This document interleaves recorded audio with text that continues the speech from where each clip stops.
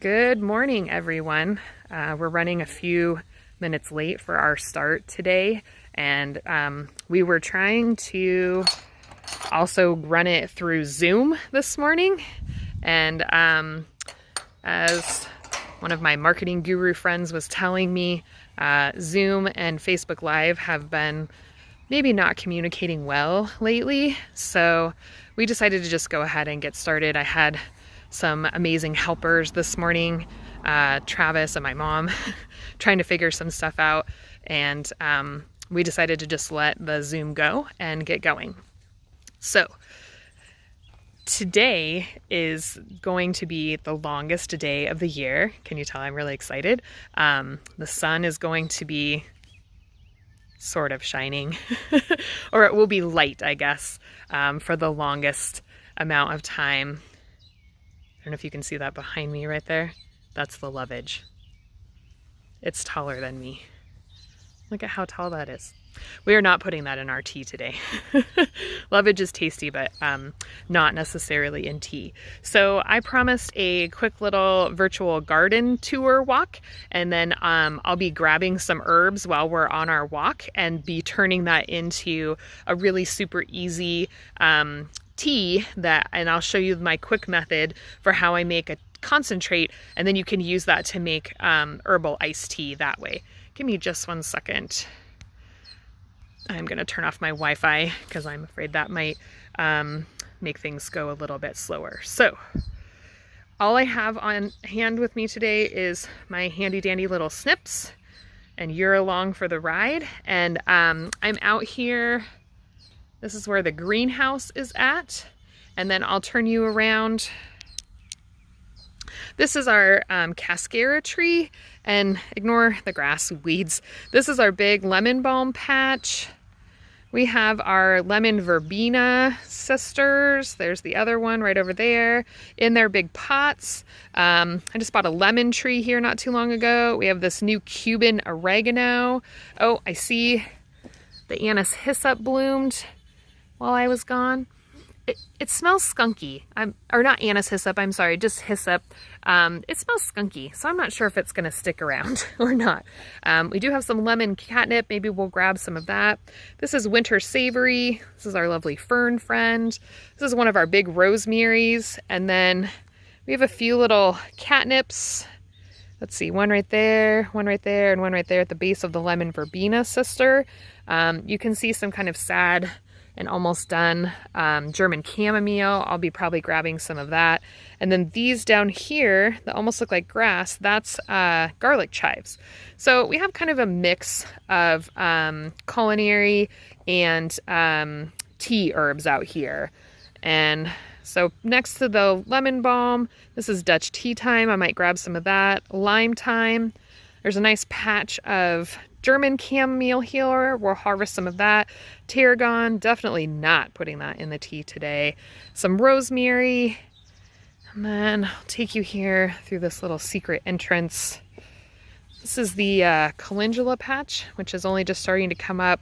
Some beautiful borage and that beautiful sage plant. So what I do when I come out to, let me back up just a second. When we hosted classes face-to-face on the farm, especially on days like today, I would come out before the class started and I would just walk the garden exactly like I'm doing now, and just come out and chat with the herbs and talk to them, as silly as that may sound, and see what they had to say to me about getting ready for the class. And then I would also come out and harvest herbs to make this tea that I'm going to make with you today. And so I just sort of walk around and see what herbs are calling out to me and telling me that they would like to be in the tea today. And it ends up being a lot of times many of the same herbs, just because that's also what's available and what's blooming at this time of year. So seasonally, this is something you can do throughout the summer all the way into fall, and you can even do it earlier in spring. We're at this transition where it's summer, and so things are, some things are finishing blooming, and so they may not, be ready to go into tea. But I'll turn you back around. This sage plant's telling me that I can take a few little sprigs here. So I'll just take the tips here. So I'll actually just grab these 3 right here. That's good. All right, grab that last. I forgot my basket, which is not uncommon here. You could, if you wanted to, add some of these borage flowers. I would do that after you made your tea, and they could float in there that way. Oh, this rosemary smells amazing. I wish I could share the smell-o-vision with you. Okay, and then these German chamomiles are definitely ready to go. You can tell, usually I like to wait to harvest them. I'll show you on this one, for example, when the flowers turn sort of backwards like this. So instead of being upright or almost flat like that one, I like to take the ones that have a nice big head on them like that, the yellow head. And so if I'm just making tea like this, I will just use my fingernail and I will just pinch the flower heads off like that. If you were gonna dry this, what you could do instead is actually like snip, see right here where these 3 heads are ready to go? You could actually cut this entire thing off.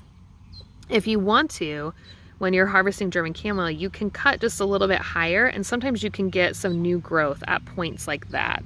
But today I'm just taking these flower heads. I'm just gonna get like a nice handful. So you can do this too. German chamomile self-seeds itself. I am never able to quite harvest all of the flower heads so that it doesn't reseed itself, which is perfectly fine. So wherever you end up putting it, you are going to want to put it in a place that you don't mind it coming back up again. Or you can just easily end up cutting the whole plant down at the end of the season.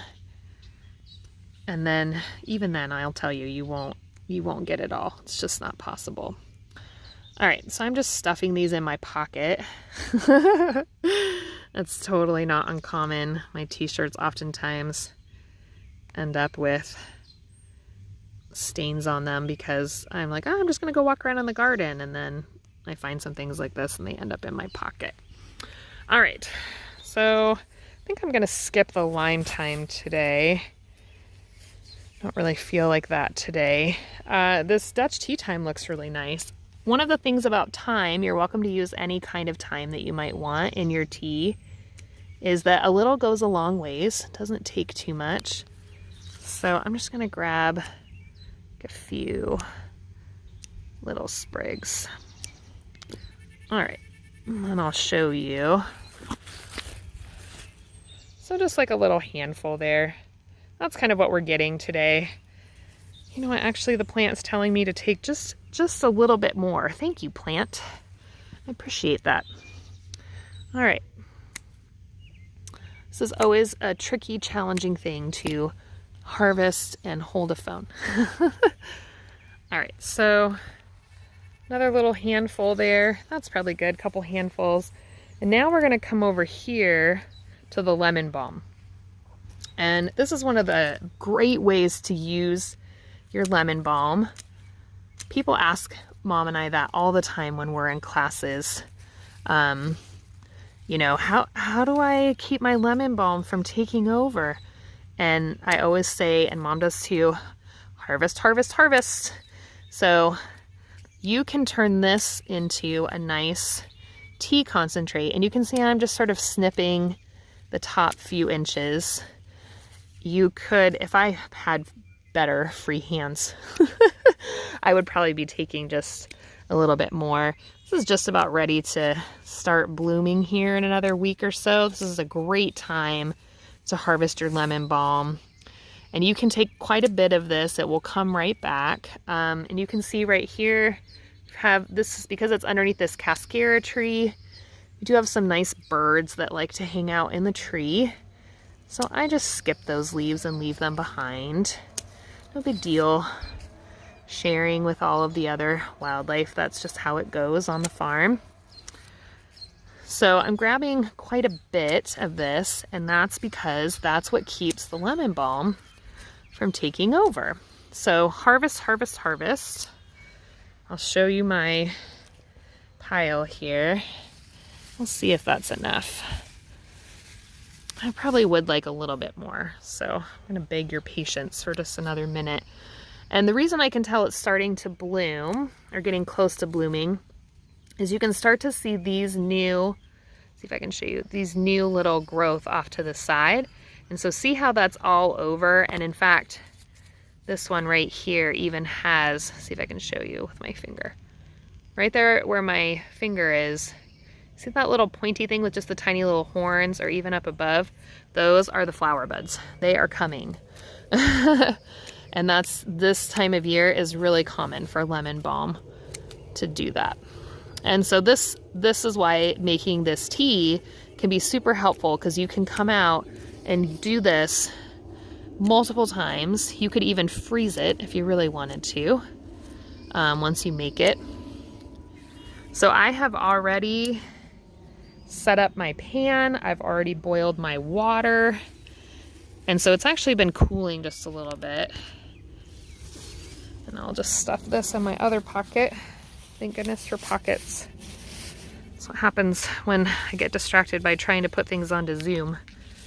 And then I don't bring my basket. But it's like real life. I don't always bring my basket anyway. All right, so I am gonna take some of this lemon catnip here.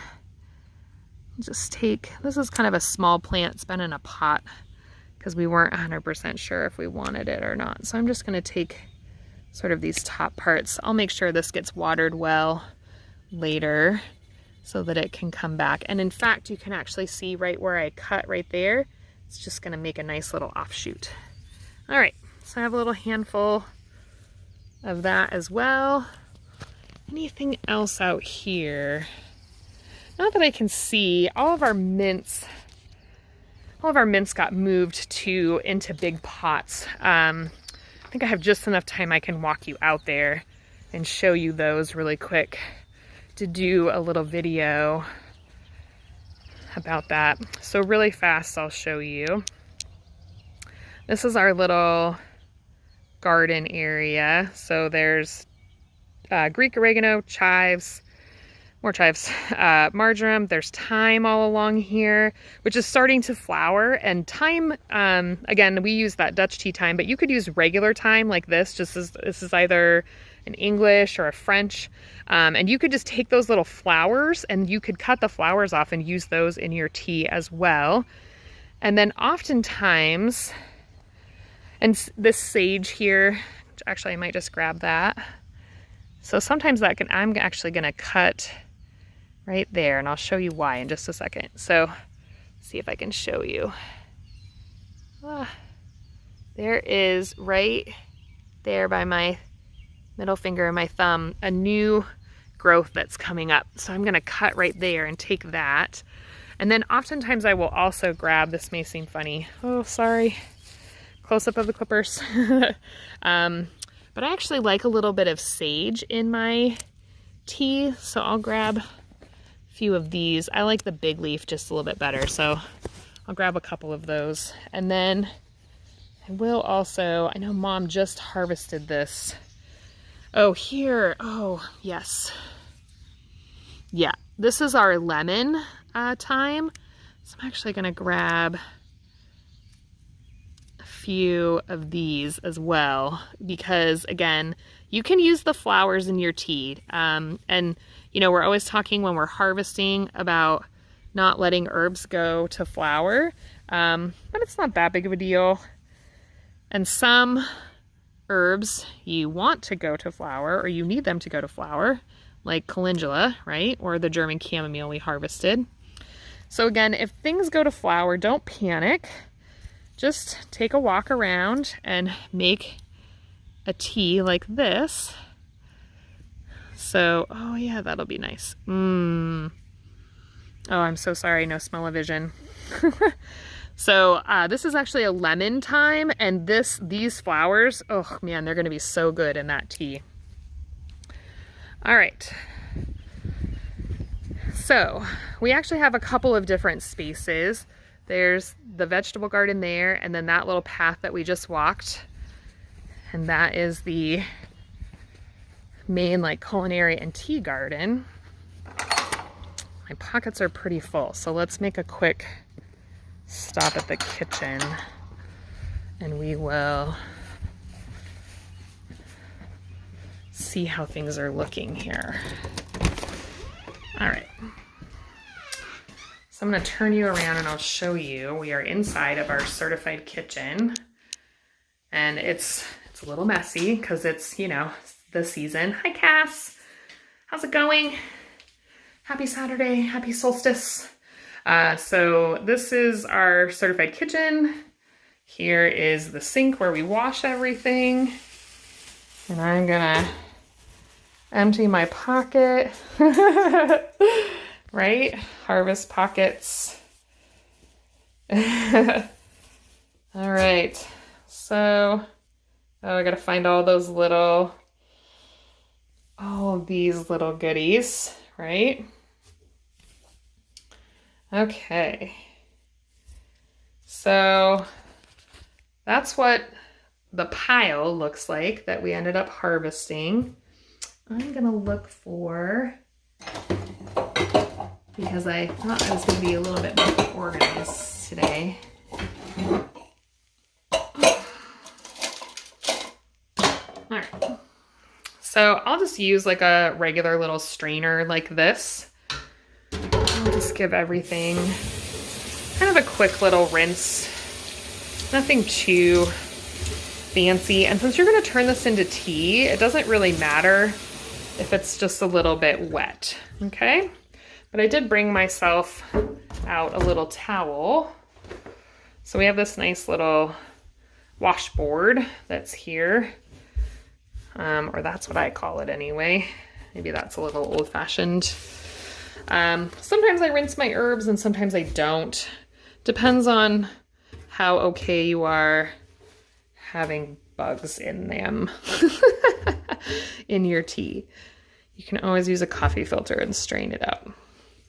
All right, so then I just give them a little pat them dry. Okay.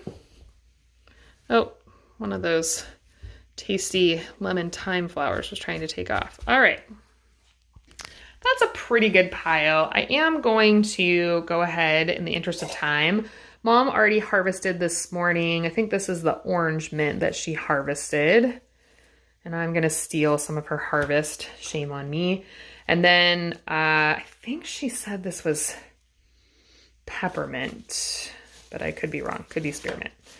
Either way, we're just going to take a few of these small. So oftentimes mints, lemon balm, some of the flowers like that will make up my tea.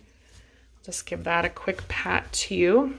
And then what we're going to do, the really kind of funny part, is that I like to use a big roasting pan. So this is like one of those, and I like it to be not too tall, and I like it to be pretty wide around. So this is actually what my mom cooks chicken in. It's clean, of course. And then I like to just put that right in there. And that looks about good, actually. So that was probably a pretty good quantity. Just gotta get all these little flowers. So the German chamomile you could harvest. Typically we just use the flowers for the German chamomile. And I just realized I forgot my hot water. So here's what we're gonna do. We're gonna roll with it. And we're gonna put the lid on, and I'll tell you why in just a minute. Okay. So bear with me while I make this work. One-handed. Oh, the sun came out. Yay. Oh, yeah, just the water. The kettle. Just bring the kettle. All right, Mom's helping me out there. I'll turn you around and show you. Oh, see, there's some blue sky. Sun is trying to come out. Oh, so nice. All right, so Sadie's trying to help here. All right, so Mom's here. She's pouring the hot water. Oh, Sadie, watch out. You're gonna get burned. Help her dog. So she's pouring pretty much the entire kettle on there. You wanna make sure your kettle is really pretty full. You can see it steaming, and then I like to put the lid on it. And part of the reason that I do that is because it sits there and it holds all of that steam that's coming off as Mom was kindly pouring the hot water on there. That there's good oils that make good flavor and taste in there. And so we want to make sure that we're holding that in and keeping that all concentrated inside there. So it will come up and hit the lid and it will evaporate and then it'll drip back down when it's cool. So I will let this, it's 10:25, I will let this sit for about 20 minutes and then I'll come back and strain it off, and then I will put that into just a quart jar, and then I'll put that in my fridge. And when you let it sit for like that 20 minutes, it will become really super concentrated, and you could take just like a cup and then add a cup of cold water and some ice, and there's your iced tea. So you have this really nice concentrate in there. We'll peek. Oh, see, isn't that so beautiful? So yeah, so we'll just let that sit for about 20 minutes. I'm not gonna make you stick around while I do that. And then I'll strain it off later, put it in a quart jar, and then put it in the fridge. And that will usually last for a few days. Depends on how often you like to drink it. You could make more, like you could put more hot water in there, and then you could have multiple quart jars and just drink off of that. We can usually get it to last for about a week. If we don't get around to drinking it, it'll stay in the fridge for about a week. And so I would recommend that you drink it up within about a week. So happy solstice, everyone. Get out in your garden. Let the herbs tell you which ones should make their way into your tea, and get some tea concentrate made so that you can celebrate solstice with some fresh garden tea. Bye, everyone.